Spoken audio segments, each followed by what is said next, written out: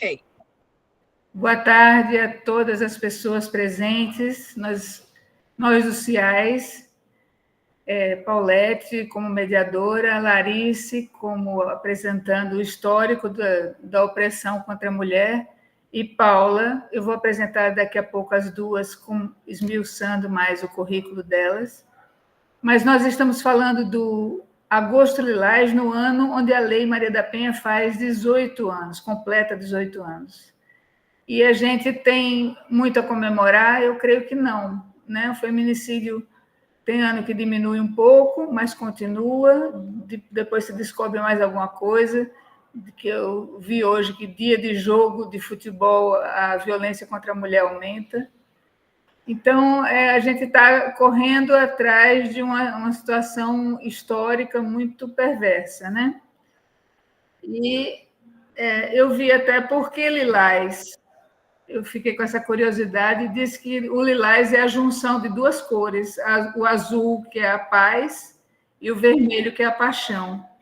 Então, nós mulheres fazemos esse equilíbrio entre essas duas emoções, né? A tranquilidade e a paixão. E o que é o que representa a cor lilás? Representa a luta pelos direitos e pela igualdade. Então, ninguém pode dizer que é contra o feminismo, porque o feminismo luta pelo direito igual entre todas as pessoas, sejam homens, mulheres, trans, cis, qualquer pessoa tem o mesmo direito, de qualquer gênero, de qualquer raça, de qualquer origem social. Então, você lutar pela igualdade, eu acredito que seja uma pauta universal. É por isso que lutamos. E que não seja só em agosto, mas sim durante todo o ano, e que não seja uma conversa restrita às mulheres, e sim às mulheres, aos homens, às crianças que a gente educa, que as mulheres sejam feministas na hora de educar suas crianças. E, sem mais delongas, vou apresentar nossas palestrantes de hoje. Larice Coimbra Cerqueira Toledo, minha colega do CIAS, psicóloga, graduada pela UFAL, especialista em psicoterapia cognitivo-comportamental pela Uncisal, mestre em pesquisa em saúde pelo SESMAC e atua como psicóloga no Instituto Federal de Alagoas. A nossa segunda palestrante, convidada, é a Paula Simoni Lopes Ferreira, graduada em Direito pelo SESMAC, especialista em Gênero e Direitos Humanos pela UFAL, especialista no atendimento a mulheres vítimas de violência pela Secretaria Nacional de Mulheres da Presidência da República, já foi advogada dos programas de proteção a vítimas e testemunhas ameaçadas de morte, é sócia fundadora e atualmente coordenadora da ONG CDDM, é o Centro de Defesa dos Direitos da Mulher. E atualmente está afastada da advocacia para exercer a função de coordenadora da Casa da Mulher Lagoana, que funciona na Praça Sinimbu, que é a principal porta de entrada do Serviço de Atendimento à Mulher Vítima de Violência no estado de Alagoas. Então, agora teremos a fala de Larice sobre como surgiu a opressão, a origem da opressão contra as mulheres. Larice, a palavra é sua. Olá, boa tarde a todas. Eu acho que estamos aqui só entre mulheres, né? Eu não vi nenhum homem entrando, que é uma pena também, porque é um assunto que interessa a todos nós, né? Mas já é esperado, né, gente? Não é tão difícil imaginar esse cenário. Bom, é um assunto bastante denso, o que eu vou trazer, o que eu pretendo trazer aqui, mas eu fiquei um pouco mais tranquila, porque disseram que a gente tem até às 5 horas da tarde para conversar com vocês. De qualquer forma, eu vou tentar usar o meu poder de síntese para poder trazer, né, de uma forma mais objetiva para vocês, né, traçar a história um pouco da opressão, né, das mulheres pelos homens, e trazendo também aspectos relacionados à psicologia, tá? A nossa subjetividade. Então, é com satisfação que eu faço parte dessa mesa, né, com essas duas mulheres admiráveis, Paulette e Paula. Obrigadas, mulheres, né, pela oportunidade. Eu confesso que qualquer tema que envolva essa temática, que envolva nós mulheres, assim, mexe comigo, tanto do ponto de vista intelectual quanto do ponto de vista emocional, porque falar sobre a realidade das mulheres não é uma tarefa fácil, né? Então, pensar e falar sobre práticas culturais opressoras não é fácil. E conhecer a história das mulheres é conhecer a dimensão das suas dificuldades, das suas perdas, é conhecer também a tragédia de talentos que foram perdidos ao longo dos séculos. Então, é uma tarefa árdua, sim, mas é fundamental se nós quisermos viver realmente numa sociedade mais justa, numa sociedade mais igualitária e livre da violência contra as mulheres. Tá? Então, assim, eu vou começar a contextualizar aqui, eu não sei como é que vai, se a gente vai reservar um momento ao final para as dúvidas, se Paulette puder já esclarecer, porque a gente já inicia sabendo, né? E a gente vai ter um momento para poder conversar melhor se surgir alguma dúvida. É isso, Paulette? Isso, eu estava escrevendo, mas eu vou falar aqui então, né? Vamos falar no final, você apresenta, Paula também, e depois a Pronto, gente faz uma roda de conversa, tá bem? pronto, perfeito. Até pouco tempo atrás, décadas atrás, nós mulheres não podíamos ter uma carreira acadêmica. Né? Eu acredito que a maioria das que estão aqui hoje presentes tem a graduação, tem uma especialização, mestrado, até doutorado. Então, isso é algo recente, não é? Então, até algumas décadas atrás, nós não podíamos estudar, ter uma carreira acadêmica, tampouco ter uma profissão. Décadas atrás, nós não podíamos também praticar esportes, competir em modalidades esportivas, não podíamos votar. Até décadas atrás, nós não podíamos sequer usar calças compridas, né? Tinha que ser saia. E tudo isso por quê, né? A justificativa era por causa da nossa constituição biológica, da nossa função materna, né? Que as mulheres eram consideradas inadequadas para fazer educação superior, por exemplo, né? Menstruação, menopausa e até a gravidez eram vistas como condições anormais, que incapacitavam as mulheres e as tornavam, de fato, inferiores. Então, ainda hoje, em muitas partes do mundo, isso acontece.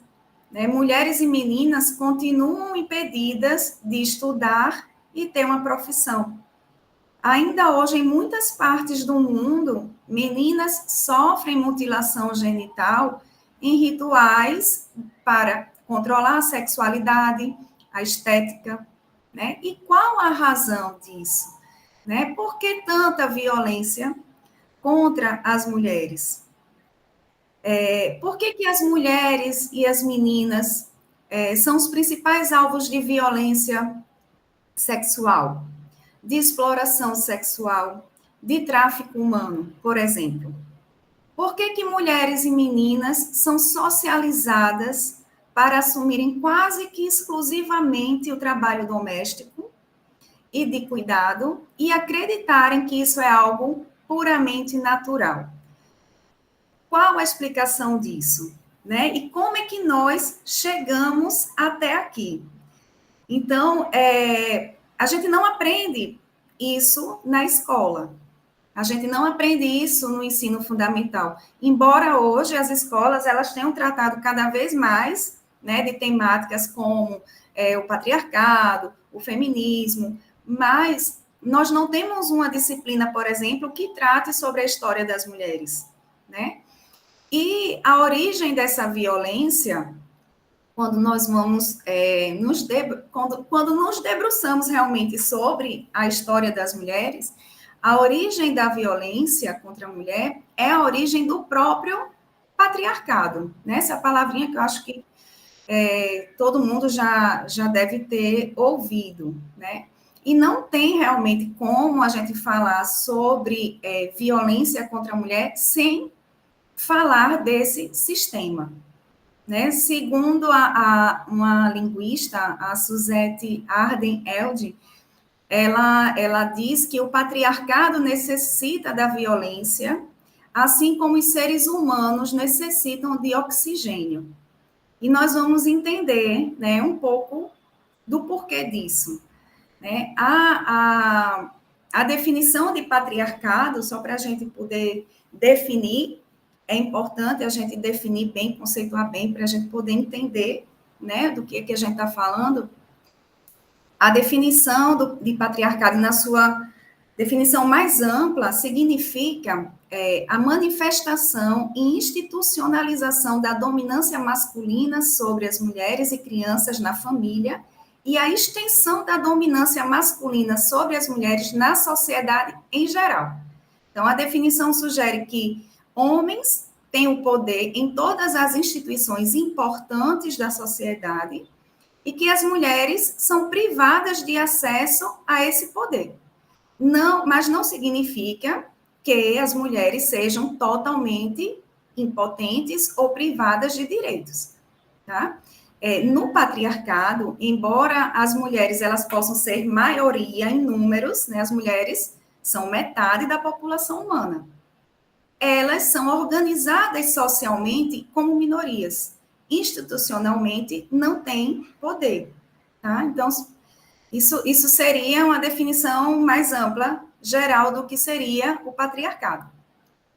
E é importante a gente esclarecer que quando que eu não vou falar aqui de individualidades, tá? Quando eu me refiro a homens e mulheres, eu estou me referindo a homens e mulheres enquanto grupo, enquanto classe sexual. Então, qual é a classe que comete a violência e qual é a classe que sofre a violência, tá? No livro, que eu vou trazer ele aqui como referência, que é A Criação do Patriarcado, da historiadora Gerda Lerner, considerado uma das obras mais importantes já publicadas sobre a realidade das mulheres. Lerner ela vai afirmar que a história das mulheres é indispensável para a tomada de consciência da nossa posição subordinada na sociedade. Portanto, a história das mulheres é indispensável para a nossa emancipação e fim da violência. O livro é esse daqui, eu não sei se vocês vão conseguir ver, porque está com o filtro, né? Vocês conseguem ver alguma coisa? Aqui? Não estou não conseguindo. Tá não, né? Mas depois eu posso compartilhar até o link não sei, da Amazon, para vocês verem lá o livro A Criação do Patriarcado, tá? Eu recomendo muito a leitura desse livro. Eu li esse livro em 2 momentos. A primeira vez foi ano passado, em abril, e a segunda vez foi agora em maio de 2024 desse ano, que foi para o Clube do Livro Amigos da Literatura do IFAL, onde a gente discutiu esse livro.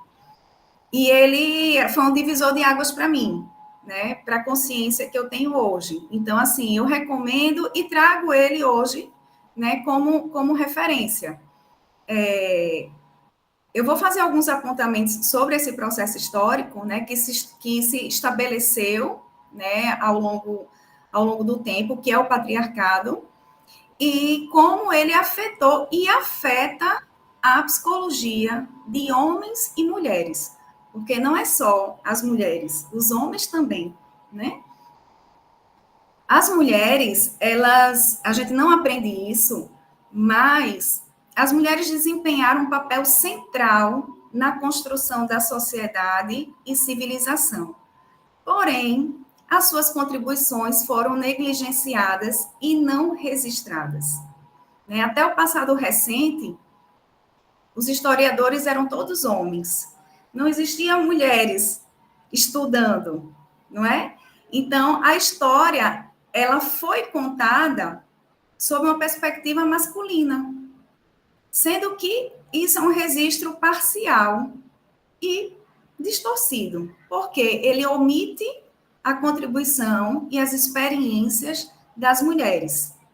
Então, Gerda Lerner, ela chama atenção ao fato de que homens e mulheres sofreram exclusão e discriminação por razões de classe, em vários períodos históricos, seja por conta da cor da pele, da classe social, mas nenhum homem foi excluído do registro histórico por causa do seu sexo, embora todas as mulheres tenham sido. Então, apenas recentemente é que mudanças sociais, educacionais, permitiram avaliar criticamente esse sistema patriarcal, o papel das mulheres na história e o impacto disso na construção da subjetividade. Então, isso é muito recente. Com base em pesquisas, descobriu-se que, apesar da existência da assimetria sexual, ou seja, das diferenças entre os sexos, foram encontradas sociedades em que essa assimetria não tinha uma conotação de dominação masculina. Nessas sociedades, homens e mulheres tinham status similares. Os sexos eram complementares e ambos, mulheres e homens, realizavam tarefas indispensáveis para a sobrevivência do grupo. Então, um exemplo dessa civilização é uma civilização neolítica, Satal Uyuk, que é a atual Turquia. Então, esses achados, eles foram fundamentais para concluir, primeiro, que a subordinação feminina, ela não é universal e ela não é natural. Mas surge uma questão. Se a subordinação feminina não é universal, se homens e mulheres, eles construíram juntos a civilização, como se deu, então, a participação da mulher na construção desse sistema que hoje a subjuga? Então, isso é um questionamento que a Gerda faz no livro e ela, ao longo do livro, ela consegue responder brilhantemente, e aqui eu vou tentar sintetizar um pouco como é que se deu esse processo, tá? Não existe uma causa única, o período de estabelecimento do patriarcado não foi um evento, foi um processo que se desenvolveu durante um espaço de tempo de quase 2.500 anos, então cerca de 3.100 a 600 a.C., lá no Antigo Oriente, em ritmos diferentes, em momentos diferentes, em sociedades diferentes. Então, lá no início, aí a gente volta um pouco no tempo para poder entender o hoje, Lá no início, quando os hominídeos evoluíram dos primatas há cerca de 3 milhões de anos, a sobrevivência do grupo dependia da mais básica díade, mãe e filho. Tá? Então, diferente de outros primatas, a criança humana, ela tem uma infância muito prolongada e é totalmente dependente de cuidados para sobreviver. Isso eu acho que todo mundo aprendeu na escola, em ciências. A criança humana nasce sem pelos, portanto, ela necessita de aquecimento, Ela não pode se agarrar à mãe como fazem os macacos, por exemplo. Então, as mães precisam usar as mãos para segurar os bebês junto ao corpo.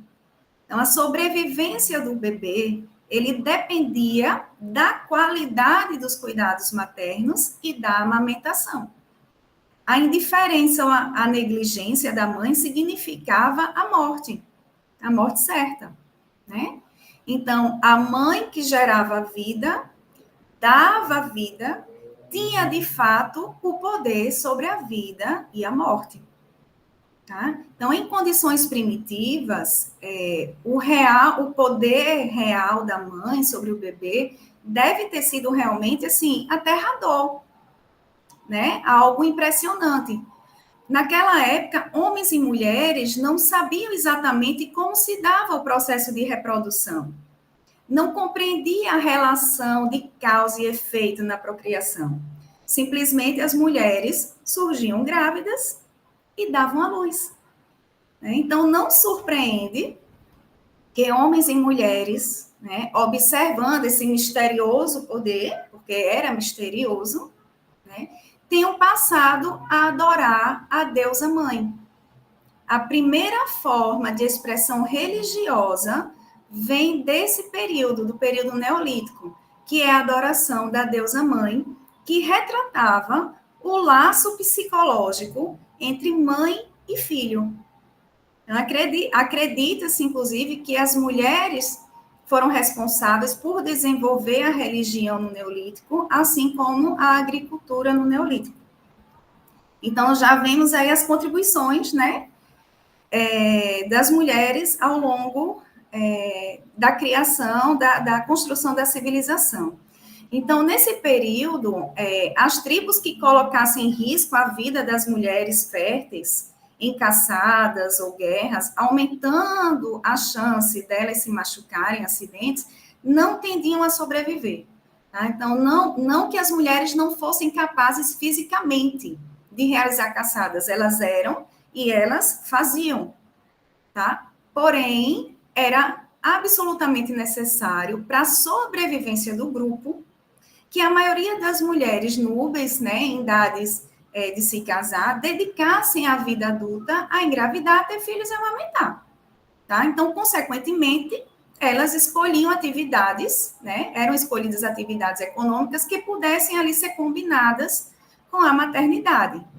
Então, essa é a primeira divisão sexual do trabalho que a gente tem, né, registrado.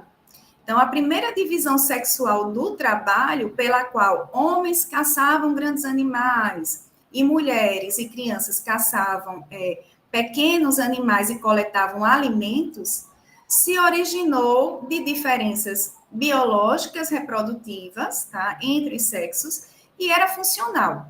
Por isso, satisfatória, tanto para homens quanto para as mulheres.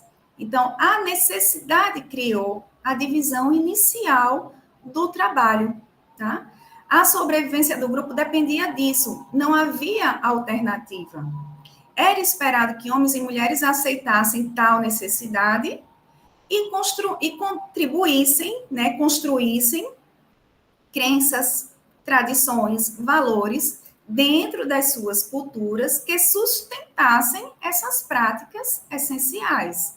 Ou seja, a partir de um fato biologicamente determinado, né, o sexo biológico e a capacidade reprodutiva presumida das mulheres, criou-se e reforçou-se culturalmente uma estrutura social ao longo do tempo. Tá? Então, eu vou parar um pouco só para a gente fazer uma análise mais psicológica agora, até agora do que eu falei, né? Algumas autoras, elas acreditam que a formação da psique, da mente, tá, do indivíduo do sexo masculino, deve ter ocorrido num contexto de medo, admiração, né, e possivelmente pavor da mulher, tá? Esse ambiente pode ter levado os homens à criação de instituições sociais para aumentar sua autoconfiança e sua noção de valor. Para a filósofa Mary O'Brien, a origem da dominância masculina tem como base a necessidade psicológica do homem de compensar a incapacidade de dar à luz com a construção de instituições de dominância. E aí, antes dela, né, uma psicanalista bem famosa, Karen Horner, não sei se vocês já ouviram falar sobre ela, mas ela é uma mulher que deu uma contribuição muito importante para a psicanálise e para a psicologia, tá? Ela desenvolveu uma teoria na qual ela explicava que indivíduos do sexo masculino, durante o seu desenvolvimento, poderiam desenvolver a inveja do útero. Horney acreditava que os homens podiam se sentir inconscientemente inferiorizados pela capacidade das mulheres de dar à luz, ou seja, podiam ter inveja da capacidade reprodutiva das mulheres, tá? Assim, são algumas teorias que eu trago e, tomando como base essas teorias, a gente começa a imaginar o quão profundo é quando a gente fala sobre, por exemplo, a misoginia, né? Talvez as raízes da misoginia sejam mais profundas do que a gente supunha, né? Ou imagina. Como eu falei antes, homens e mulheres não sabiam exatamente como se dava o processo de reprodução. E parece que foi a partir da domesticação dos animais que os seres humanos compreenderam o papel do homem na procriação. E a prática da reprodução forçada de animais deu a ele a ideia de estuprar mulheres. Tá? Então, a partir desse momento em que os humanos passam a se organizar em sociedades tribais, houve várias inovações culturais, né, que foram aceitas por proporcionar uma vantagem evolutiva. Tá? Uma delas foi o controle populacional. Então, eles compreenderam que a tribo com mais meninas e mulheres aumentaria a população com mais rapidez. Então, a partir desse momento, as mulheres, elas são reitificadas. Elas passam a ser desumanizadas e vistas mais como coisas e bens do que como seres humanos completos, tá? Então, o comércio de mulheres, ele vira uma prática, podendo assumir várias formas, como remoção forçada de mulheres de suas tribos, né, sequestro, o rapto de noivas, estupro, casamentos impostos. Então, no primeiro momento, para o controle populacional, tornou-se obrigatório o controle da sexualidade feminina. Quando essas sociedades estavam plenamente desenvolvidas, né, as sociedades com base na agricultura, já de arado, né, as civilizações mais desenvolvidas, as mulheres e crianças tornaram-se indispensáveis no processo de produção na agricultura. Então, crianças tornaram-se um recurso econômico e a capacidade reprodutiva das mulheres um bem que as tribos passaram a adquirir, tá? Um outro antropólogo, deixa eu ver se eu consigo falar o nome dele, tá? O Claudio Meillassoux. Claudio Meillassoux. Ele afirma que a apropriação pelos homens da capacidade sexual e reprodutiva das mulheres ocorreu, inclusive, antes da formação da propriedade privada e da sociedade de classes. Ele afirma que a transformação dessa capacidade em mercadoria está, inclusive, no alicerce da sociedade privada, tá? Então, desde o início da criação dos estados arcaicos, gente, os homens, eles aprenderam a exercer a dominação e a hierarquia sobre as mulheres, tá? Então, a subordinação sexual das mulheres, ela foi institucionalizada já nos primeiros códigos de leis, né? Quem deve lembrar do Código de Hammurabi, né? Que a gente estuda tanto no ensino médio. Então, desde esse momento, a subordinação sexual das mulheres, ela já vai sendo institucionalizada por meio da criação desses códigos. Então, a cooperação das mulheres com o sistema, ela era assegurada de várias formas, né? Por meio da força, da dependência econômica, que tinha em relação ao chefe da família, do vínculo mãe-filho, né, dos privilégios de classe dados às mulheres que eram obedientes e dependentes das classes mais altas, né? E também aconteceu algo interessante, que foi a divisão criada de modo artificial, né, ou seja, por meio da lei, né, entre mulheres respeitáveis, que eram aquelas ligadas, que tinham vínculo com o homem, e as não respeitáveis, que eram aquelas mulheres sem vínculos com o homem, né, ou livre. Então, essa divisão ela foi institucionalizada em leis relacionadas ao uso do véu, por exemplo, pelas mulheres. Tá?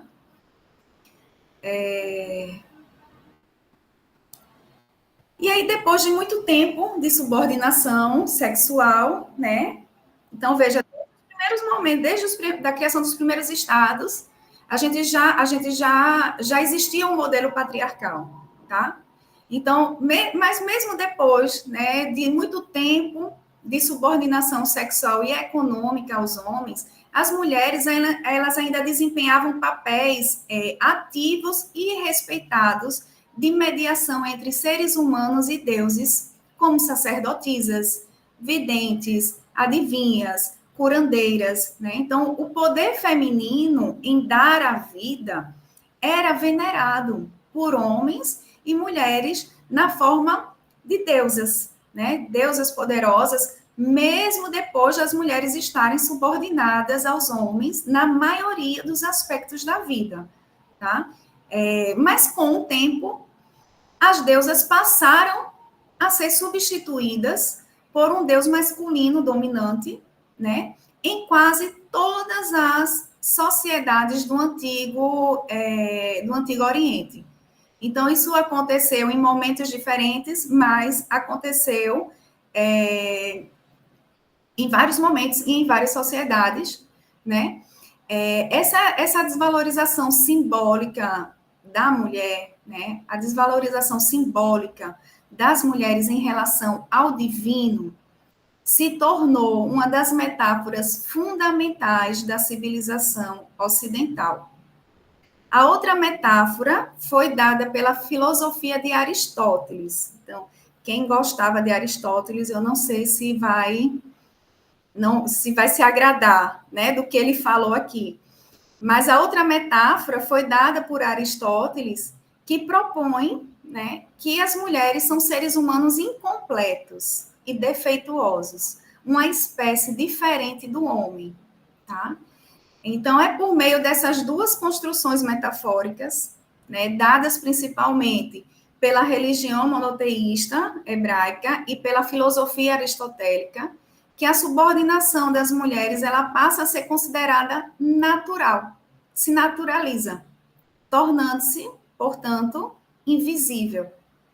E é isso que estabelece realmente com firmeza, né, o patriarcado como uma realidade e ideologia. Então, como nós vimos, a história da civilização é a história de homens e mulheres que lutam motivados por necessidade. Mas é importante fazer uma distinção, tá, gente, entre a necessidade biológica, a qual tanto homens quanto mulheres foram submetidos e se adaptaram, e os hábitos e as instituições construídos culturalmente que colocam à força mulheres em papéis subordinados. Tá? Então, a história mostra que as coisas, elas se desenvolveram de tal maneira, causando determinadas consequências que nem homens, nem mulheres planejaram. Então, as mulheres acabaram concordando com a divisão sexual do trabalho, que em algum momento as colocaria em desvantagem, sem poder prever as consequências posteriores. Então, quando a consciência desse processo, né, quando se adquiriu consciência desse processo e de suas consequências, já era tarde demais para interromper esse processo, né? Então, essa é a dialética da história das mulheres, que faz com que nós sejamos, ao mesmo tempo, marginalizadas e centrais a esses eventos históricos. né? Então, todo esse processo forjou o que nós somos hoje, tá? Forjou a nossa psique, contribuiu para a formação da nossa psique, afetando a nossa psicologia, tanto de homens quanto de mulheres, de formas distintas, mas significativas, tá? Então, o pensamento patriarcal, ele moldou a nossa psicologia, incorporando valores, crenças, modo de vida, né, por meio da educação, de tal modo que naturalizamos o patriarcado, tornando invisível a violência fruto desse sistema, a misoginia, o machismo, os estereótipos sexistas de feminilidade e masculinidade, tá? E essa naturalização pode explicar, em parte, a cumplicidade histórica hoje das mulheres em preservar esse sistema patriarcal, né?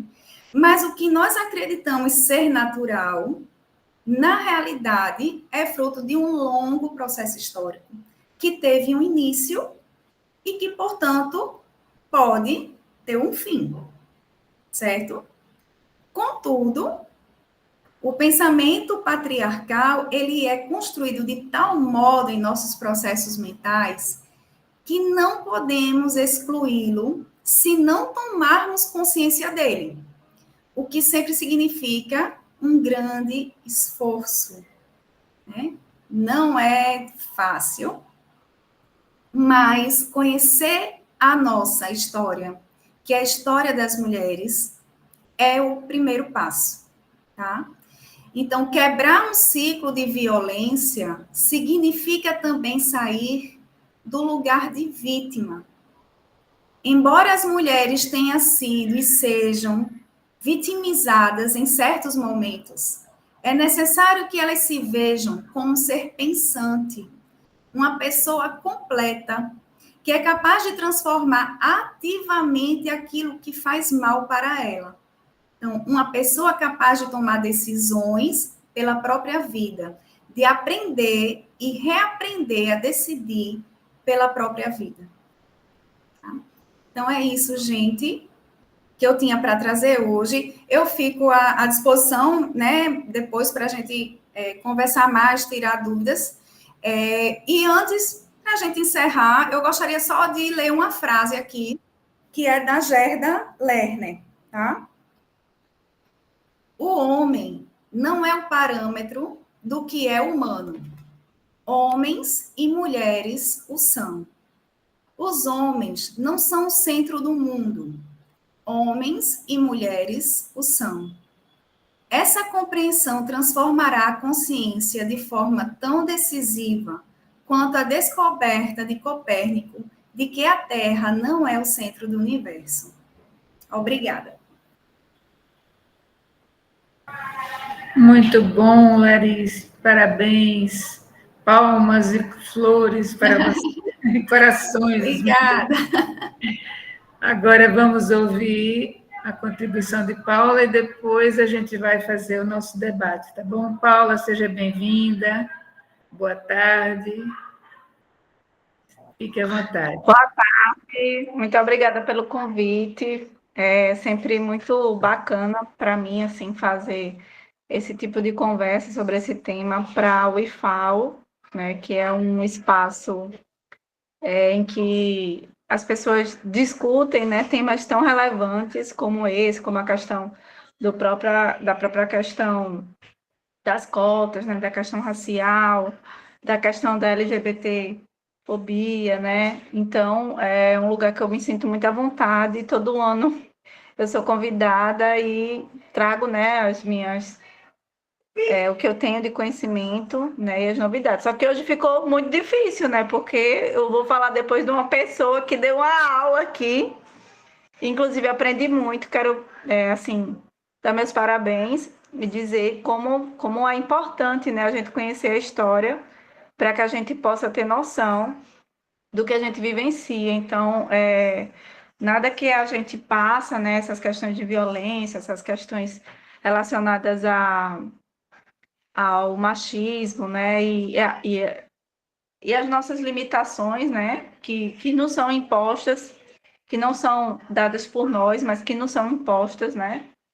Elas têm toda uma construção histórica, então é difícil quebrar essas barreiras se a gente não quebrar a cultura, né? Então é importante a gente construir, né, uma nova cultura e reeducar homens e mulheres e também educar nossas crianças, né, para uma sociedade diferente. E essa luta do velho contra o novo, ela diz muito, né? Então, assim, só para a gente ter uma ideia do... Oi, rapidinho, peraí.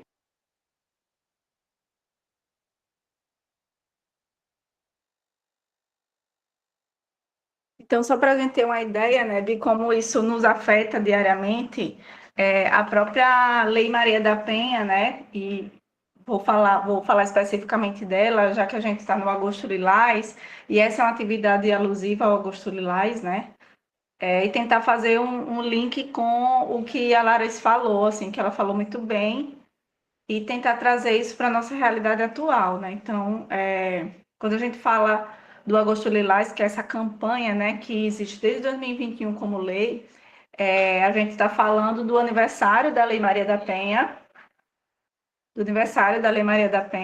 e também de como isso faz parte, né, do nosso dia a dia, de como a Lei Maria da Penha transformou a nossa realidade, né? Transformou os direitos das mulheres aqui no nosso país, mas não transformou completamente, porque tem a questão cultural também a ser discutida, e ela não é tão discutida quanto a gente deveria. Então, é uma lei, né, que veio antes da mudança da cultura. Existem leis que vêm através da cultura e existem leis como essa Lei Maria da Penha, que ela veio antes, né, que ela é uma lei bastante avançada para o que a gente vive ainda no nosso país, né? Tanto que os índices de violência eles são cada vez mais alarmantes, né? Eles têm crescido. Não existe nenhum índice de violência contra a mulher que diminuiu, por exemplo. Então, todos aumentaram. Então, isso diz muito, né, do que a Larissa falou e do que a gente vivencia hoje, né, que é essa luta do velho contra o novo.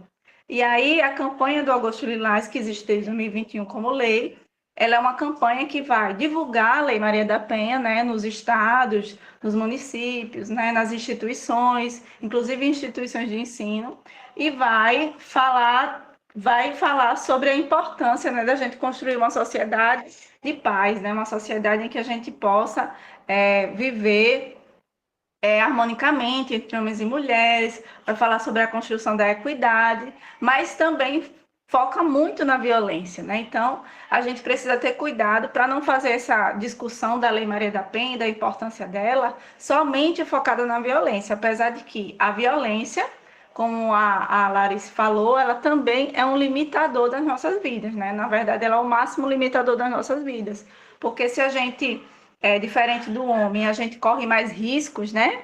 De viver em plenitude, de ter o bem viver, né? De realizar escolhas, aí isso não é democracia, né? Isso não é equidade, isso não é igualdade. Então a gente fica também refém dessa questão cultural. E aí, quando a Lei Maria da Penha vem, né, em 2006, né, e aí esse ano a gente está completando 18 anos da Lei Maria da Penha, é importante a gente falar que essa violência ela não é nova, né? Ela é uma construção, mas que especificamente a violência que Maria da Penha sofreu, né, foi em 1983. Então, assim, faz muito tempo que ela sofreu, né, essas tentativas de feminicídio, né? Ela sofreu 2 tentativas de feminicídio. Na verdade, ela era uma farmacêutica, né? Ela é farmacêutica, agora aposentada, professora da universidade, né, do Ceará, e ela teve um segundo marido. Nesse segundo casamento, ela teve 3 filhas, né? Pois é, hoje é uma pessoa ameaçada de morte. Inclusive, é protegida pelo Programa Federal de Defensores e Defensoras de Direitos Humanos.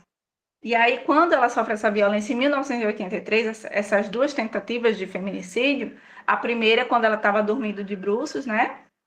E aí, uma pessoa atirou em suas costas e o ex-marido, né, que é esse agressor, ele relatava que tinha entrado um ladrão na sua casa e que o ladrão tinha feito aquilo, sendo que ninguém viu esse ladrão, né? E que o ladrão não roubou nada, só atirou na pessoa que estava dormindo, que no caso era Maria da Penha. A partir daí ela ficou paraplégica e ficou mais dependente dele, né? Tanto na questão de medicamentos, quanto na questão de locomoção e até para o banho. E numa segunda tentativa de feminicídio, ele tentou, né, matá-la, né, assassiná-la através do chuveiro. Ele mexeu lá na parte do chuveiro elétrico para tentar eletrocutá-la. E aí ela foi salva, né? Ela conseguiu sair dessa situação por uma empregada doméstica, né? Que era uma pessoa também que cuidava da casa e das crianças, que viu ele mexendo lá nesse chuveiro. E aí ela conseguiu entender essa dinâmica de que ele já queria separar um tempo, mas não queria não ter os bens, né? Porque tudo que o casal tinha sido fruto, né? Do trabalho dela. E aí, para ele não ficar sem nada, ele acabou, né, fazendo isso, tentando matá-la, assassiná-la. E aí, depois disso, ela fez a denúncia na polícia, foi até a justiça, contratou advogado, e nessa dinâmica, né, porque na época, obviamente, não existia essa lei, o direito penal e as construções processuais não favoreciam as mulheres que eram vítimas de violência doméstica, né? Muito pelo contrário. Culturalmente, antes, as pessoas queriam que os casais se reconciliassem, né? A polícia, a justiça, a mulher que separava, ela não tinha muitos direitos, então era desigual. E aí, apesar dele ter cometido a violência, nada acontecia com ele. Então, ele continuou vivendo a vida dele, né? Livremente, respondeu ao processo, mas nada o abalou, afetou, nem profissionalmente, nem na sua dinâmica de amizades. Enquanto Maria da Penha e suas filhas ficava escondida, né? Ficava assim, sem poder sair, com medo, sofreu ameaças. Então, essa distorção, né, do que é correto, do que não é, e de quem está sendo ameaçado ser protegida ou não, ela também modificou através da Lei Maria da Penha, porque ela passou por tudo isso, né, e nada acontecia. Então, ela foi até as últimas instâncias e 20 anos depois, né, do ocorrido, ela conseguiu, na Corte Interamericana de Direitos Humanos, uma recomendação da Corte para que o Brasil criasse essa lei, né, que é a Lei Maria da Penha. Na verdade, era para o Brasil criar uma lei, um mecanismo, né, de proteção às mulheres, de proteção aos direitos das mulheres. E aí, como foi muito focado, né, no caso da Maria da Penha, né, nesse caso emblemático, o Brasil acabou criando esse mecanismo de proteção a mulheres vítimas de violência doméstica, né, de gênero e doméstica. Mas até isso foi uma grande luta, porque como é uma violência, né, um pouco específica, né, doméstica e intrafamiliar, e ela fez questão de que constasse a questão da violência intrafamiliar, não somente doméstica, né? Uma outra luta foi também a construção, colocar dentro dessa lei a violência de gênero, como reconhecendo a violência de gênero como uma violência, né? E aí foi criado esse mecanismo, mas que ele é muito específico. Então, algumas questões relacionadas à violência contra a mulher não estão nessa lei, né? Apesar de que ela é uma lei bastante avançada, né? E que revolucionou a história das mulheres do nosso país. Então, tem algumas questões, como, por exemplo, mulheres defensoras de direitos humanos, mulheres com deficiência, mulheres negras, né? Mulheres quilombolas, mulheres ribeirinhas que não constam, né, com suas especificidades nessa lei. E aí algumas situações ficam de fora. Apesar disso, é uma das leis mais avançadas do mundo, né? E é uma lei que garante a vida das mulheres. Não totalmente, porque nada é absoluto. Mas, por exemplo, ela criou mecanismos, né, de proteção, como a medida protetiva, né, que garante à mulher o distanciamento, né, desse agressor, que ele não ligue, que ele não mande mensagem, que ele não mande recado por terceiro, né, que ele não tente contato com ela, para que ela se sinta mais segura e possa, né, viver a sua vida livremente. Outros mecanismos também que constam na Lei Maria da Penha são importantes a gente enfatizar, como, por exemplo, promover dentro de instituições de ensino, né, de ONGs, de diversas organizações, o debate sobre a violência de gênero e sobre a violência doméstica e intrafamiliar. Então, é importante a gente falar disso, né, e dizer que isso, por exemplo, que a gente está realizando hoje, como esse debate, falando sobre essas construções de gênero, falando sobre a Lei Maria da Penha, sobre o Augusto Lilás, estão, né, dentro do que diz a Lei Maria da Penha, né? Porque além dela ser, ela não é uma lei punitivista, e é importante a gente falar sobre isso. Ela não é uma lei que nasceu para punir o homem, ela é uma lei que nasceu para reeducar a sociedade, por isso que ela é tida como uma lei revolucionária. Dentro da lei consta essa questão da reeducação, de trabalhar nas escolas, de trabalhar explicando sobre esses tipos de violência. Então, o que a gente está cumprindo hoje aqui, esse momento, está também na Lei Maria da Penha, inclusive através de incentivos, né? Se o IFAL quiser solicitar cartilhas, materiais, né? O próprio Ministério, ele tem também esse direito, porque isso também faz parte, né, da Lei Maria da Penha. E aí, quando essa lei vem, ela passa a criar esse mecanismo de proteção e as pessoas começam a entender, né, a dinâmica da violência doméstica, como ela é tão nociva. E aí, através de dados, a gente começa a entender a quantidade, né, de violência, que cada vez tem aumentado mais, porque os canais de divulgação têm realmente divulgado mais, né? A violência, ela sofreu um boom, né, nos últimos 6 anos. A gente vê como isso tem crescido. Além disso, as pessoas estão confiando mais nos espaços de denúncia, as mulheres estão temendo mais o homem agressor que tem dentro de casa, porque as propagandas, né, elas têm sido ostensivas, então o tempo todo a gente vê a mídia falando, né, as colegas falando, as campanhas chegando através do panfleto, então isso de certa forma alerta, mas também assusta as mulheres que estão vivenciando qualquer tipo de violência, então as mulheres passam a não deixar para depois ou não se calar e começam a fazer essa denúncia. E aí a campanha ela tem se expandido e tem chegado a mais espaços. Apesar disso, a gente não vê esse crescimento, né, na questão do atendimento. Então, como eu falei, a Maria da Penha sofreu essa violência em 1983, né? Há mais de 40 anos atrás, 20 anos depois, né, é criada essa lei no Brasil e são tipificados 5 formas de violência, né, além da violência de gênero doméstica e intrafamiliar, a gente consegue hoje entender o que é violência física, por exemplo, que são os tapas, chutes, empurrões, né, deixar em casa trancada, praticar castigos contra essa mulher, por algo que ela venha a fazer, enfim, de qualquer forma, violência física, né?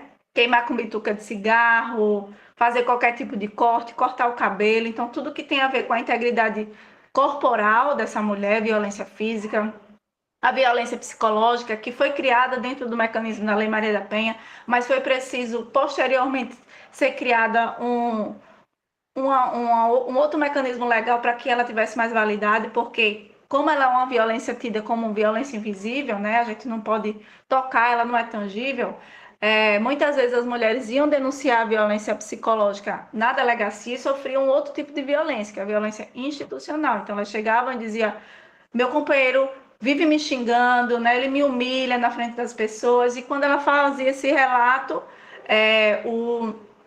os policiais geralmente diziam, mas só isso daí você pode reconciliar, converse com ele direitinho. E aí, muitas vezes, eles não queriam registrar esse tipo de boletim de ocorrência. Então, foi preciso criar um mecanismo maior e também descrever, né, como seria comprovada essa violência psicológica. Então, hoje a gente já tem mais subsídios para isso, e a gente entende também que a violência psicológica ela também tem que vir posteriormente acompanhada de algum laudo, né? E fazer prints, ou conseguir gravar algo, né, que enfatize isso, mas principalmente dessa queda dessa mulher, né, desse momento posterior em que ela era de um jeito e aí a violência psicológica retira dela essa autoestima e faz com que ela não consiga acreditar mais nas suas capacidades, por exemplo. E aí, também descreve o que é violência moral, né? E a gente começa a entender as calúnias, as difamações, as injúrias, também dentro desse leque aí da violência doméstica intrafamiliar. E como isso acontece, né? Como essa dinâmica. Então, aquele homem que quando a mulher rompe o relacionamento com ele, ele começa a falar mal dela, né? Entre as pessoas, entre a comunidade, na rua que mora, na padaria em que ela compra pão, na escola que ela trabalha. Então, isso entra também dentro dessas situações de violência, né? Além disso, propagar isso para mais pessoas, né? Como, por exemplo, publicar isso na internet. Então, isso também é crime. Inclusive, posteriormente foi criado crimes específicos, né? E até o próprio stalking, que essa perseguição, ela também veio depois da Lei Maria da Penha, né? Como algo que vai, assim, arrumando e organizando aquilo que a Lei Maria da Penha colocou inicialmente. Então, também a violência contra a mulher, né? A violência patrimonial. E como é difícil, né? A gente entender certas situações como violência, como, por exemplo, a simples, entre aspas, quebra do celular, né? Que as mulheres não entendem. Algumas mulheres não entendem isso como violência patrimonial, mas é. Né? Então, quebrar o celular, quebrar objetos de trabalho, quebrar seu computador, né? Ou quebrar um pendrive com algo importante para o seu trabalho, importante para você, com lembranças suas, né? Rasgar ou queimar documentos, incendiar a casa para que ninguém fique com aquele bem, deixar de pagar pensão alimentícia, deixar de pagar pensão alimentícia para os filhos, né? Deixar sem, mesmo com condições de moradia, fazer com que a pessoa não tenha acesso àquela moradia. Então, isso também entra na violência patrimonial. Além disso, extorquir, né? Antes de separar, começa a passar o cartão de crédito da pessoa em todo lugar, então faz com que a mulher ela fique vulnerável economicamente, ela fique sem condições de compra, né? Ou uma conta, né, que tem em comum, então vai lá e saca o dinheiro todo, ou vende um bem sem a permissão da esposa. Então, tudo isso entra também na questão da violência patrimonial. E a última, né, que é a violência sexual. Então, que não é só o estupro, né? Apesar de que o estupro ele é assim algo mais visível, né? Mas os toques indesejados, então fazer com que essa mulher se exponha, né? Ou na internet ou publicamente, obrigá-la a vestir determinado tipo de roupa ou praticar sexo em determinada posição que ela não gosta, ou não deseja, ou não queira, né? A mulher que toma medicamentos para dormir à noite, então praticar sexo com essa mulher à noite, apagada, né? Ou quando ela está dormindo e aí de repente você acorda, desperta com seu corpo sendo tocado, ou com alguém realizando sexo com você. Então, isso também é violência, né? Obrigar a mulher a praticar sexo na frente dos filhos, também é violência sexual, né? Então, obrigar essa mulher a assistir filmes pornográficos, né? Ou a gravar filmes ou fotografias, tirar fotografias em posições que ela não queira, né? Ou expor isso posteriormente, depois do fim do relacionamento. Isso também é violência sexual. Então, são muitas as questões. Até, inclusive, obrigar essa mulher a tomar medicamento abortivo, né? Ou fazer com que ela ou obrigá-la a não tomar, por exemplo, ela não quer ter filho, ela toma contraceptivos, e aí o homem começa a fazer chantagem emocional para que ela não tome, para que ela tenha filho e tal, para que ela corra o risco de ter filhos. Então, mesmo sem ela querer. Então, tudo isso, né, entra no rol das violências domésticas contra a mulher. E aí, dentro desse diapasão, tem a violência de gênero, né? Que já foi muito bem explicado pela professora Larice, e tem a violência doméstica intrafamiliar. Doméstica, quando tem, nesse contexto, né? Da casa, do lar, da domesticidade, de quem convive ali dioturnamente. E intrafamiliar, quando vem outros membros da família que não estão ali no dia a dia, que não estão ali no dia a dia, mas que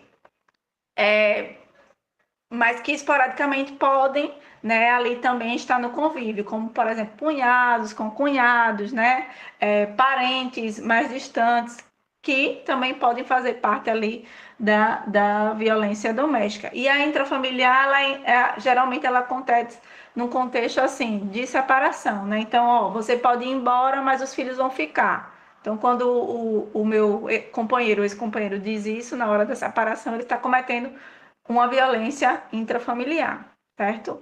Para além disso, é importante a gente entender que a Lei Maria da Penha, né, ela nos traz, né, essa ideia de como a gente deve proceder. Então, inicialmente, a mulher deve registrar um boletim de ocorrência para que a polícia comece a investigar o caso e, a partir daí, ela dá entrada também nas medidas protetivas, caso exista ameaça. Então, as medidas protetivas também vêm depois da Lei Maria da Penha. Além disso, a noção de urgência, né? Então, eu tenho um prazo para receber essas medidas, geralmente até 48 horas, que para mim, que trabalho na prática, já é longo, né? Bastante longo, porque uma mulher que está precisando ali naquela hora, né, da medida protetiva, porque ela está sendo ameaçada agora, ela precisa da medida protetiva agora, ela não pode esperar. Então, por isso, eu também recomendo que, caso vocês passem por isso, ou que tem alguém próximo que está passando por isso, que vá no lugar que possa proporcionar a maior proteção para ela. Se for durante o dia, pode ir na casa da mulher lagoana,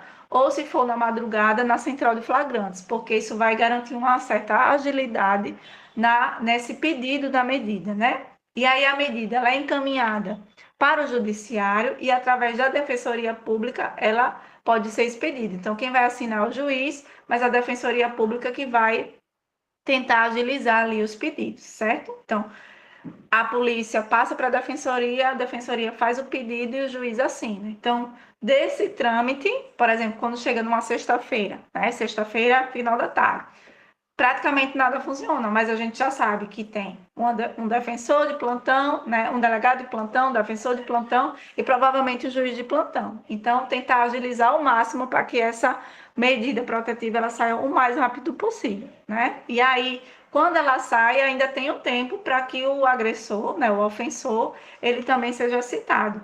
E aí, esse tempo é que a mulher realmente precisa do resguardo. Então, agora eu vou falar sobre a Casa da Mulher Lagoana, que é esse espaço do Poder Judiciário, cumprindo um papel que seria do Executivo, justamente para que as mulheres não morram. E o que é a Casa da Mulher Lagoana? É um espaço, né, um braço legal, um braço social do Poder Judiciário que acolhe mulheres vítimas de violência. Então, a gente funciona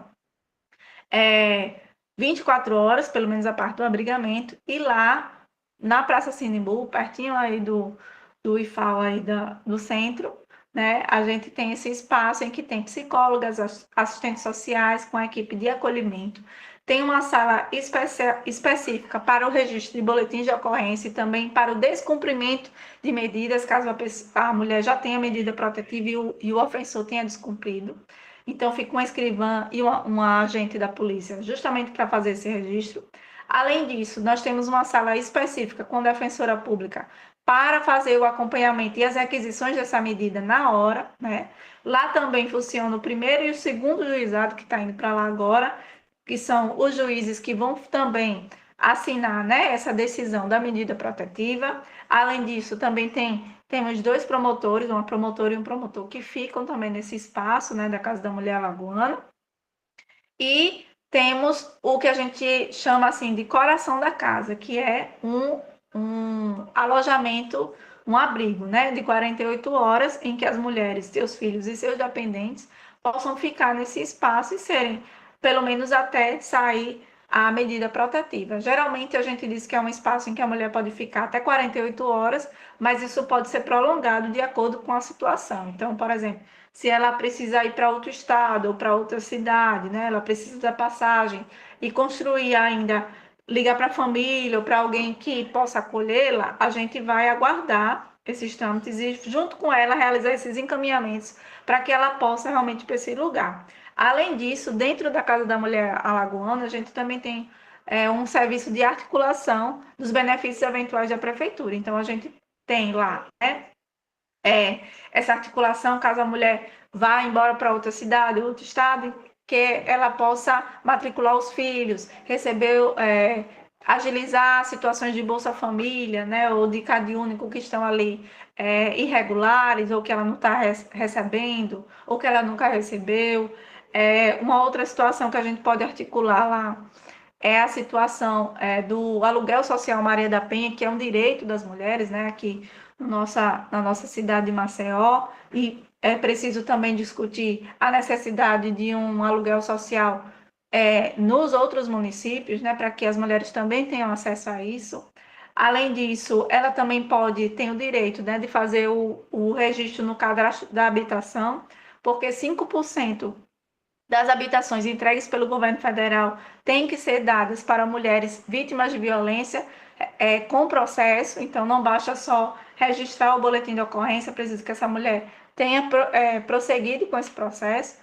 Então, existe todo um rol, né, de direitos, não são os maiores, né, ainda tem muita coisa que a gente necessita, como, por exemplo, a casa-abrigo. Hoje a gente tem uma casa-abrigo municipal, né, aqui na cidade de Maceió, que ela fica em local desconhecido, mas é bem protegida, mas ela é municipal, então se a mulher vier de uma outra cidade, ela tem essa dificuldade de não poder entrar na casa, nessa outra casa, e é um abrigo de longa permanência. Então, a mulher pode permanecer até 6 meses, podendo ainda ser prorrogada, até que ela construa, né, uma condição que, junto com seus filhos, ela possa viver melhor e ter condições realmente de dar continuidade à sua vida. Porque a grande questão, né, da violência praticada contra as mulheres e da necessidade da Lei Maria da Penha é realmente a construção de políticas públicas, né? Porque a gente já reconheceu e é do entendimento de todos que a violência existe, que ela é um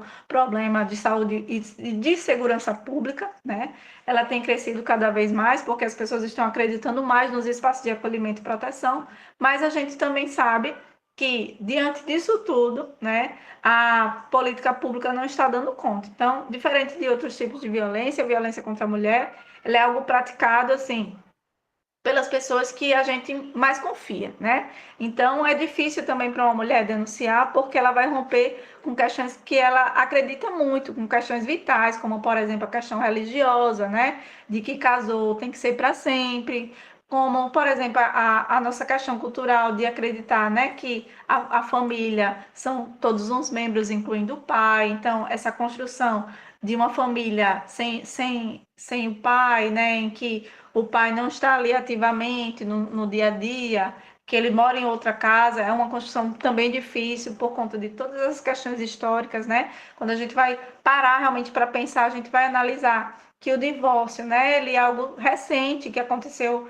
em 77, né? O primeiro divórcio que aconteceu foi em 77. Então, de 77 para cá, é preciso ainda construir muita coisa, né? Ainda tem muita coisa para a gente entender do que é e do que não é socialmente aceito. Então, até hoje, mulheres separadas, mulheres divorciadas ainda são mal vistas pela sociedade, né?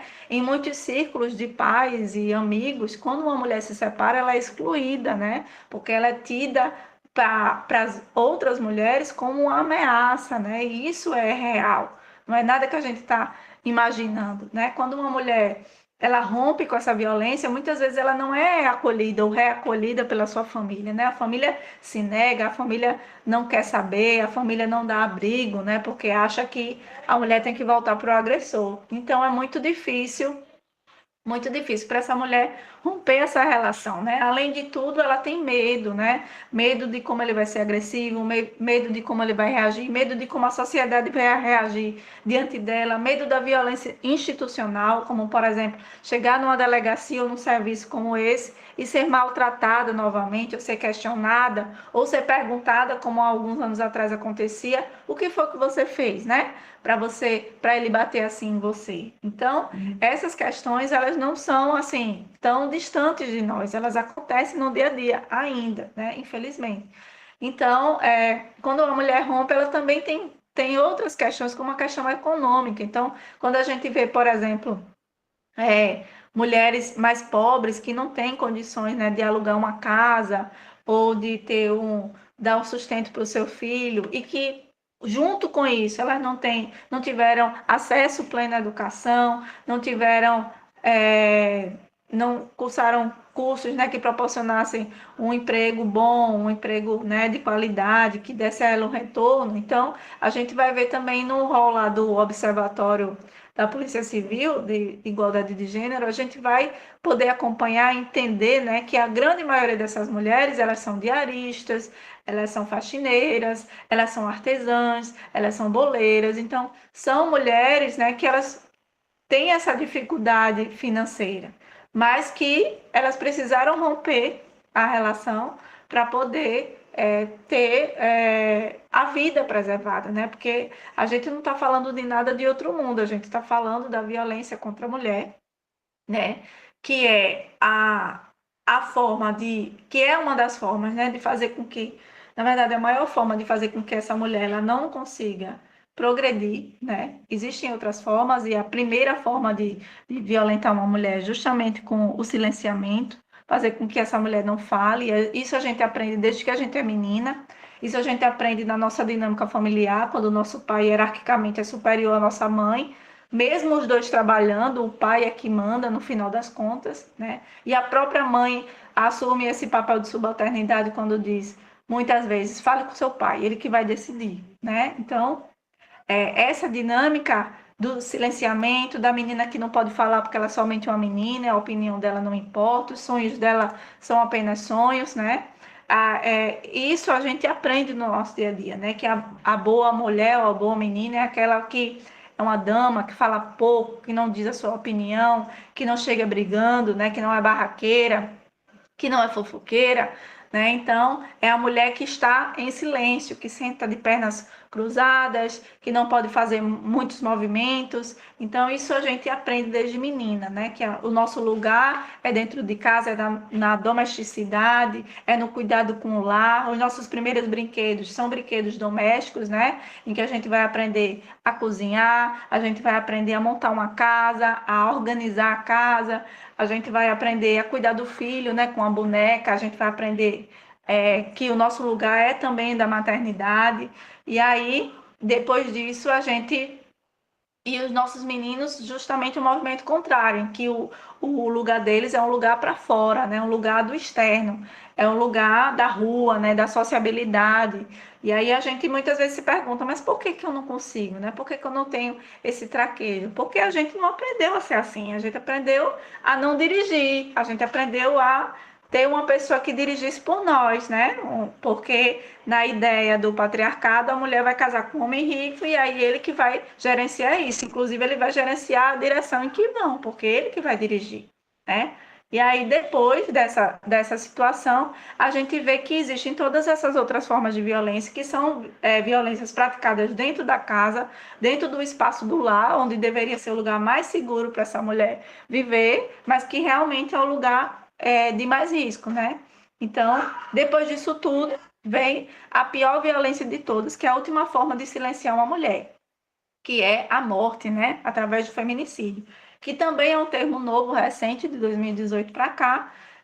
Antigamente não se tinha esse nome, então a gente não tem, por exemplo, dados, né, de como era o feminicídio antigamente, mas provavelmente era muito pior. E aí, o feminicídio ele vem também no formato de lei para que a gente tenha, né, essa diferença e saiba que é preciso a gente construir realmente todo um aparato para prevenir o feminicídio, diminuindo todas as outras formas de violência até a gente realmente chegar ao fim e construir uma nova sociedade. Mas o feminicídio, que é essa maior forma de silenciar uma mulher, ele também é um espaço de silenciamento e de muita dor, né? Porque quando uma mulher morre, ela deixa filhos, família, né? Ela deixa as histórias, né? Ela deixa muita dor. Então, quando uma mulher morre, todas nós morremos um pouco, né? Porque é justamente o fracasso do amparo da lei, né? O fracasso do amparo da polícia, da justiça e de todos esses outros mecanismos que a gente falou aqui. Então, assim, já para a gente caminhar para o final, é importante a gente entender, né? Descobrir como é que a gente pode ser uma porta de entrada, como é que a gente pode ser um espaço de acolhimento para as mulheres, e a gente sabe que em todos os lugares, né, existem mulheres que passaram por violência, e aí eu gosto muito de falar, fecha a porta ali, Felipe, por favor. Eu gosto muito de falar que tudo é muito novo, né? Eu, por exemplo, nasci em 86, quando a Lei Maria da Penha passou a existir em 2006, eu estava na faculdade.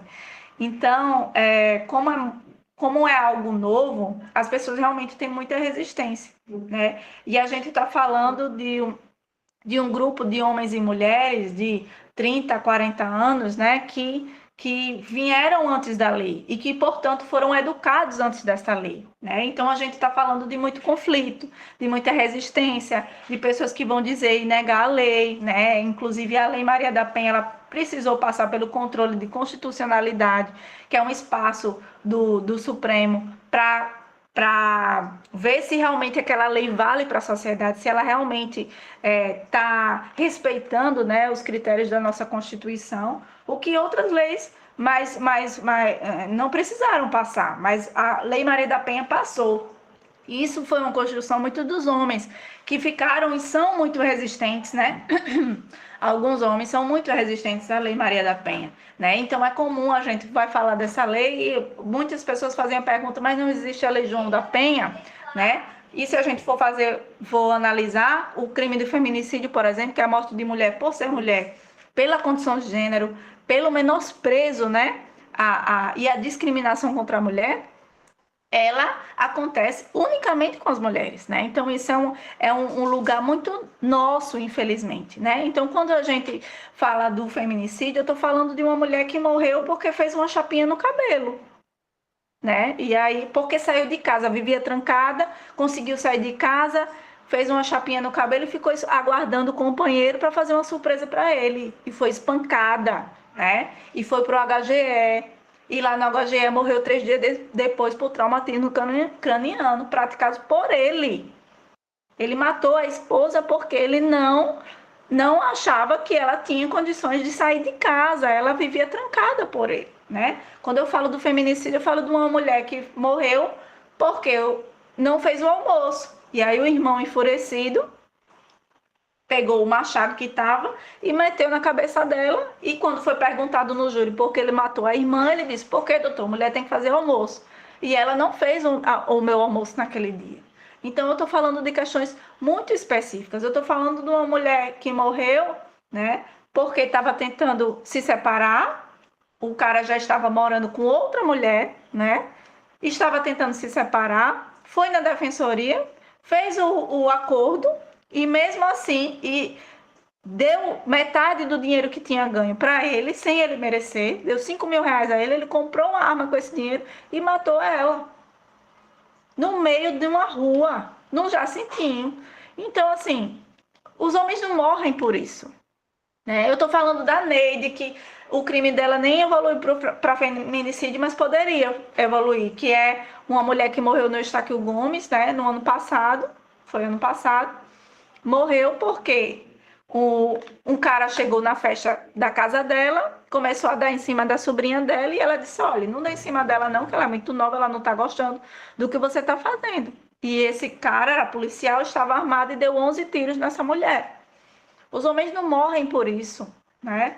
Isso é um crime muito nosso, infelizmente, isso é um crime que acontece pela questão de gênero. Então, quando a gente fala sobre isso, né, é revoltante, mas também é algo que a gente precisa reagir, né? Então, quem está na ponta, quem está na educação, na reeducação, são as pessoas que precisam falar sobre isso. E quando a gente fala, ai, que chato, só fala de violência, parece que mulher se resume à violência. Não se resume à violência.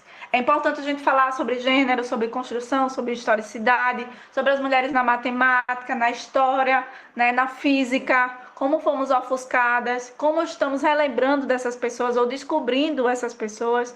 Mas é importante a gente dizer, a violência é o maior limitador. Depois que uma mulher morre, que ela é assassinada, ela não tem mais como falar, né? Quando uma menina está passando numa rua escura e ela é estuprada, ela vai ficar um tempo sem querer sair na rua, né? Quando uma menina sofre, ou uma mulher sofre um assédio no primeiro estágio, ela vai passar um tempo sem querer trabalhar. Então, é dessas construções limitadoras também que eu estou falando. Então, quando a gente fala de violência, a gente está falando sobre esse lugar, né, que nos é colocado, que nos é imposto, né, e que a gente fica tentando sair quando a gente bota isso para fora, debatendo isso, conversando sobre isso e mostrando que existe alternativa. Então, hoje esses mecanismos existem, tem a Casa da Mulher Alagoana, temos, graças ao Levante Feminista, que foi um grande movimento encabeçado pelo Centro de Defesa dos Direitos da Mulher. Graças a ele, em 2022, nós desde 2022, nós temos a Delegacia 24 Horas de Atendimento à Mulher, que fica no CODE, lá perto do antigo Shopping Guatemi, do Marcel Shopping, né? Temos a Sala Lilás na rodoviária, que também foi outro importante ganho do movimento de mulheres, né? E temos, em algumas cidades do interior, também um espaço de proteção às mulheres, como a Casa da Mulher Pilarense, a Casa da Mulher Miguelense, que está para inaugurar daqui a um tempo, né?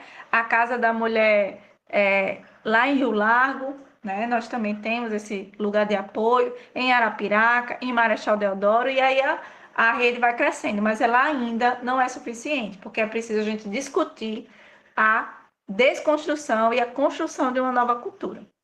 Então é isso. Só para finalizar, quero agradecer imensamente e dizer que hoje foi um espaço de muita importância e aprendizado para mim também.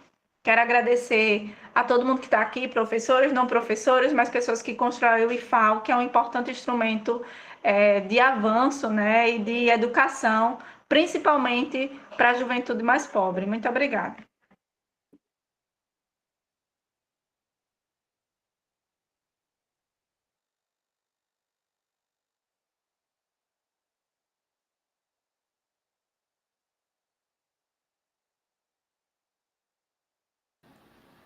Acho que a Paulette está travada, né? Voltou, Paulette. Deu uma travadinha você, porque Paulette. não está saindo som, não?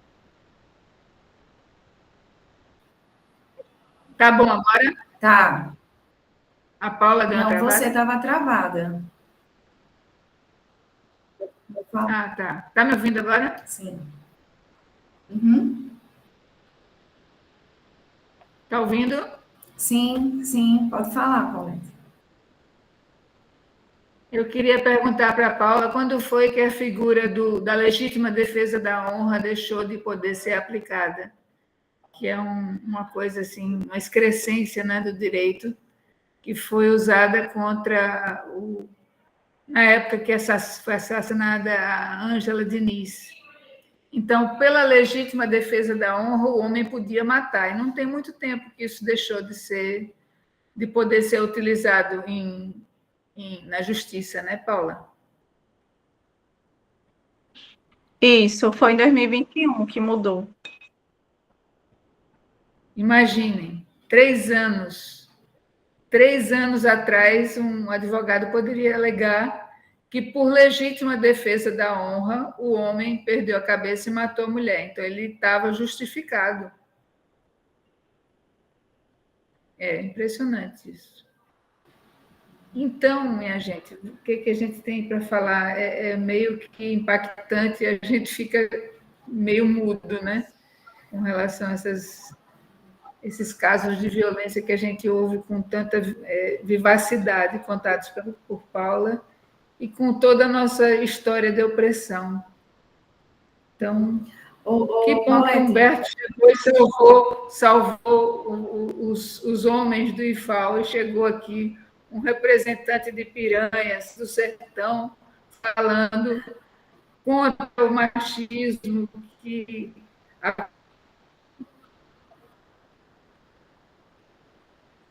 acomete a nossa sociedade. Humberto, parabéns. Grande representante. Larice, fale, por favor. Larice está na fila para falar. Eu só queria pontuar algumas coisas que Paula trouxe, porque ela falou da resistência, né, de realizar o boletim de ocorrência nos casos de violência psicológica, e que foi necessário, inclusive, foi implementar a lei ou criar outros, né, outros artifícios para poder fazer com que fosse realizado, né, esse boletim de ocorrência em casos de violência psicológica. E os homens, eles se protegem. Os homens se protegem, né? Quando Paula fala sobre a resistência que a Lei Maria da Penha teve, né, na época e ainda tem, né? Os homens se protegem, isso é muito claro, né? Ao longo da história, né? Como eu trouxe aqui um pouco da história, a gente vê isso, né? E nós precisamos aprender também a nos organizarmos socialmente. Então, eu acho que o Centro, né, de Defesa da Mulher, que Paula é fundadora, são exemplos assim de instituições que vêm para contribuir com essa mudança, né, de cultura, porque nós também precisamos, apesar de nós sermos maioria, como eu falei, em quantidade, em termos de instituição, nós somos minoria. Então, as mulheres precisam se apropriar também da sua própria história e se organizar socialmente cada vez mais para que a gente tenha a possibilidade de mudar essa realidade, né? Então, assim, era só essa que eu queria pontuar isso. E quando Paula também falou sobre violência doméstica, eu lembrei de uma série que eu assisti, aí eu vou aproveitar para compartilhar com vocês. O nome da série é As Flores Perdidas, de Alice Hart. Ela está disponível no Prime Video, quem tiver acesso, mas vale a pena porque assim traz muito, muito mesmo da fala da Paula, né? Retrata todo esse ciclo de violência doméstica, né? Até uma tentativa de feminicídio, né? E rompimento do ciclo da violência. Então, assim, quem tiver a oportunidade de assistir, eu recomendo que assista, porque é muito bom. As Flores Perdidas, de Alice Hart. Ótimo. Humberto quer falar? Olá, pessoal. Olá a todas. Boa tarde. Primeiro eu quero dizer assim, sabe, que pena, no meu ponto de vista, né, e aqui eu vou assumir o meu lugar de fala enquanto homem, né, gay, cis, professor do IFAL, do Campus Piranhas, né, que pena que, assim, os agressores não estão presentes para ouvir fala tão potentes, né, discursos, a presença de mulheres em um momento em que elas assumem assim, vocês são os nossos agressores, vocês nos violentam, vocês que nos silenciam a todo momento, sabe, assim, me toca bastante porque, e aí por vários motivos, né, eu sou um professor que cada vez mais sensível a questões de gênero, né, hoje eu estou afastado para finalizar o meu estudo de doutoramento com questões de gênero, com travestis daqui de Alagoas, e aí eu me deparo da seguinte forma, né, com discursos de uma professora que está no meu campus, assumindo, Paula, né, que falou agora há pouco, assumindo um núcleo de gênero, diversidade e sexualidade do IFAL. E aí eu me deparo com a seguinte mensagem da professora: Humberto, eu não vejo a hora de você voltar para assumir forças, porque eu não estou conseguindo administrar as dinâmicas de opressão que o nosso núcleo está sofrendo aqui no campus. Então, veja, e aí eu fico nesse sentido assim, sabe, de como é doloroso, como é massacrante, né? E aí, tendo cuidado com essa minha fala, sabe, assim, mulheres que cada vez mais precisam unir forças, né? Porque foi como Larissa comentou aqui, os homens, eles se unem, os homens se defendem, sabe? E às vezes, e aí que quando isso se abrange, né? Quando a gente coloca outros marcadores sociais, diferença, as travestis, então, sabe assim, as mulheres trans sofrem de uma forma absurda, que é para a gente repensar cada vez mais os privilégios que nós assumimos. Mas eu quero dizer assim, como é bom ter contato com uma formação dessa, né, com uma palestra dessa e que se estenda para todos os campi, sabe, assim, porque de fato é algo alarmante. Mas a gente na educação a gente tenta fazer um pouquinho, sabe, a diferença, mas é difícil, muito difícil. Obrigado, tá? Eu queria falar, eu não me lembro quem foi que comentou, não sei se foi lá no sindicato, de um colega nosso que foi levar a namorada numa passeata do Agosto Lilás. E ele falou, eu queria tanto ter ficado, mas eu não fiquei porque as pessoas, os meus colegas vão achar ridículo, vão rir da minha cara e eu não estou pronto para enfrentar essa zoada, né? essa zombaria, porque eu estou participando de uma passeata feminista. Então, a gente tem homens que querem ser feministas, mas eles têm amigos que querem continuar sendo machistas e que fazem muita pressão, não é? Ana Maria falou que mulheres cis e trans sofrem em dobro, em triplo, né? E a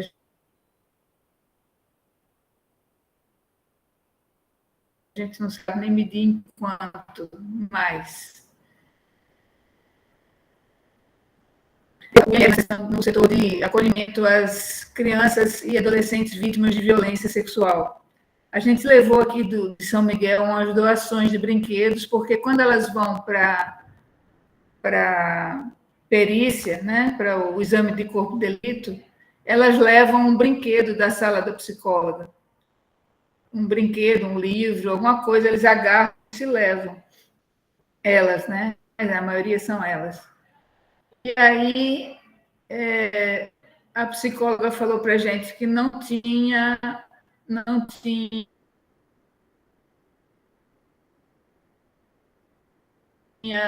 nenhum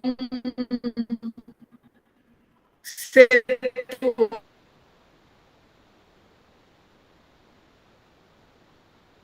que fosse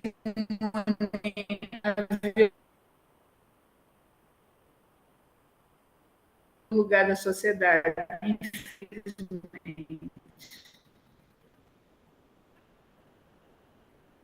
Paula, você quer colocar mais alguma coisa? Larice, opções de todos e todas. Quero só agradecer e dizer que, assim, podem contar comigo se precisar, entendeu? Fazer esse tour aí nas outras unidades, né? Falar com as pessoas que precisam, dialogar com alunos, mas também com técnicos, né? E técnicas e professores e professoras, porque é a única forma que a gente tem, né? De romper essa barreira. Tem aquela história de água mole e pedra dura, tanto bate até que cura, até que fura, até que cura, né? Então, é preciso a gente debater cada vez mais. Se a gente parar, por exemplo, para analisar, sei lá, há alguns anos atrás, há tipo 6 anos atrás, né? Como a gente era atrasado, né? Diante disso, mal se discutia isso. Não se podia nem falar a palavra gênero, né? Para começo de história. Então, a gente está avançando. Agora, claro que a passo de formiga, né? Como eu falei, Maria da Penha sofreu a violência dela há 40 anos atrás, né? E agora que a gente está colhendo os frutos disso, e ainda são poucos, né? As leis mudaram, então é preciso se atualizar. E aí a gente tem esse, essa forma de convencer as pessoas de que é preciso estudar, para que elas se atualizem e para que elas não descubram o que é lei, né? Então, como funcionário público, você tem a obrigação de conhecer a lei. Então, se a lei está dizendo que é preciso trabalhar esses temas, então você vai fazer. Então, se a lei diz que se o que você faz é discriminação ou é crime, né? O que você está fazendo, você tem que corrigir isso para não fazer mais, né? Então, quando a gente usa esse tipo de argumento, fica mais fácil de ter acesso a pessoas mais resistentes. Mas, apesar disso, é importante a gente fazer o debate, convencer, se unir. Então, espaços como esse são também espaços de fortalecimento. Quando a gente estiver assim muito triste, né, ou lutando e achando que está sem condições, é importante reunir esses grupos, né, de fortalecimento da saúde do trabalhador e da trabalhadora, grupos que discutem gênero, grupos que vão falar sobre a igualdade racial, para que a gente possa, assim, criar, né, formas, ter ideias. Às vezes a gente também aprende com a experiência do outro e compartilha as dores, mas também vem as ideias para a construção de novos projetos, né? Então, que vocês criem essa resistência, é importante ter isso. Vocês estão numa instituição que tem muita visibilidade, né? E que é muito importante porque trabalha com as pessoas, né, que vão estar aí gerenciando a sociedade no futuro. Então é isso. Muito obrigada e contem sempre comigo. Obrigada a você, Paula. Cledilma está querendo falar, né? Cledilma. Me permita, Paulette, um momento muito rápido aqui, breve. Primeiro eu queria agradecer muitíssimo a Larice e a Paula por esse momento aqui conosco, e dizer da importância desse diálogo, dessa discussão, desses apontamentos, de uma verdadeira formação em serviço, né, para nós que fazemos o IFAL. O IFAL é uma instituição que vai completar agora, mês que vem, 115 anos, né, de educação pública, de educação gratuita, com carro-chefe da formação profissional, mas que é uma instituição que, historicamente, né, tem o sexo masculino como o grande mantenedor e o grande... Eu ia dizer uma palavra, vou mudar. Enfim, mas é uma instituição que machista na sua essência, na essência da sua constituição, né? Então, só muito recentemente, Humberto, a gente conseguiu, né, instituir, Paula, o NUGEDS aqui no IFAL, né? Esse espaço institucional para discutir a diversidade, para discutir gênero, para discutir sexualidade, né? E o quanto o NUGEDS ele é importante, né, nesse processo de combate, de violência, do combate à violência contra a mulher. E, para além da violência física, não é difícil a gente encontrar algumas formas de violência institucionalizada. Cada vez que nós temos a nossa fala feminina interrompida, cada vez que a gente tem a nossa fala feminina desacreditada, cada vez que a nossa fala feminina não é escutada, cada vez que por qualquer motivo a gente altere o nosso tom de voz e seja a nós atribuída uma falta de controle emocional porque alterou o tom de voz, são diversas manifestações de violência contra a mulher, que nós, que somos mulheres, a sorte foi o Humberto que chegou para salvar, né, o masculino aqui do IFAL, não fosse o Humberto, enfim. Mas é isso, o tempo todo, não é? Se nós, mulheres, e principalmente Fabiola, que está aqui conosco, a Nise também, né, a professora Thalita, que é diretora, cada vez que uma mulher se coloca de uma forma mais altiva, né, o seu controle emocional ele é colocado em xeque. Quando acontece com os homens, não, é porque ele tem firmeza, é porque ele sabe o que ele está dizendo, né? Então, assim, é muito importante que todos nós, independente de sexo, masculino ou feminino, que nós estejamos atentos, né? Atentos e atentas às formas de violência que o tempo todo nós estamos submetidas, né, na nossa instituição e em outros espaços. Então, eu queria só colocar aqui, né, que o NUGEDS é esse espaço, Paulette, institucionalizado para a gente ampliar e fortalecer esse debate, né, trazer o propósito dessa formação em serviço para os nossos servidores e servidoras, mas ampliar isso também, Paula e Larice, no processo educacional para os nossos estudantes.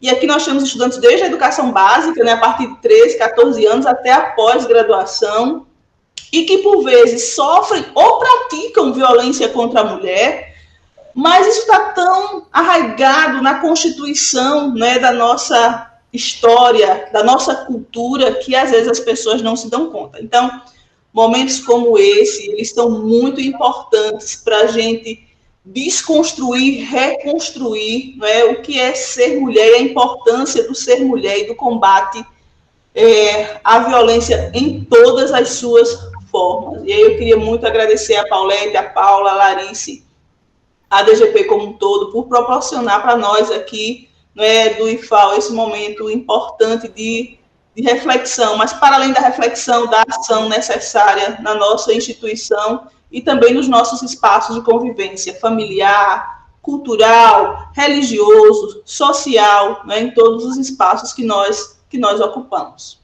Obrigada. Muito obrigada, Cledilma, por suas palavras tão importantes, né? Tão incisivas. Lembrando que a nossa instituição tem essa história, né? Do masculino como protagonista. De alguns professores falarem para as meninas: o que você está fazendo nesse curso técnico? Isso é curso para homem, não é? Então, isso a gente tem que estar sempre acordado para ver que o machismo acontece em todos os lugares, insidiosamente. Sim. Humberto, quer falar? Paulette, rapidamente, e aí é com muito orgulho, sabe, que a primeira turma do curso de matemática de lá do nosso campus, a primeira turma do curso de matemática, né, no curso da área das ciências exatas, a primeira turma é composta majoritariamente por mulheres, sabe, do IFAL Campus Piranhas. Isso é muito potente, é muito bonito, e eu ainda vou escrever sobre isso, sabe, assim, que demanda é essa, sabe, assim, por mulheres. É isso. Eu falando, eu fiquei todo arrepiado, sabe? Obrigado. Mais alguém quer falar?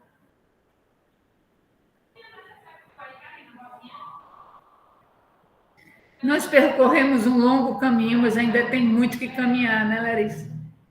Muito. Temos muito a fazer e a construir junto com os nossos filhos, amigos, companheiros. Nós, mulheres e homens, temos que fazer desse mundo um lugar mais igual, mais igualitário, mais justo, mais respeitador de todas as diversidades. Então, é muito bonito que o IFAL tenha o NUGEDS e vamos fortalecer o funcionamento dos NUGEDs, né? Convidar alunos para participar e comunidade, que tudo funcione da melhor forma, porque é um espaço para ser valorizado e para crescer muito. Tem muito o que fazer. A gente vê pelas falas tão importantes de hoje. Pessoal, então, estamos faltando 3 minutos para 5 horas. O ambiente escolar precisa ser cada vez mais igual. Isso, Ana Maria. Alguém quer mais colocar alguma coisa? Então, estamos encerrando esse momento e que o Agosto Lilás seja setembro, outubro, novembro, e que esse espaço cresça e se fortaleça. Muito obrigada a presença de todas e todo o companheiro que apareceu. E que sentimento bom, né? Nessa tarde, a gente falar de coisas tão pesadas, com tanta força e tanta propriedade. Vamos avançar, né, pessoal? Então, tchau. Parabéns, meninas. Brigadão, viu? Foi maravilhoso essa tarde com vocês. Humberto, valeu sua presença, viu? Você valeu por milhões. Tchau, tchau, gente. Tchau.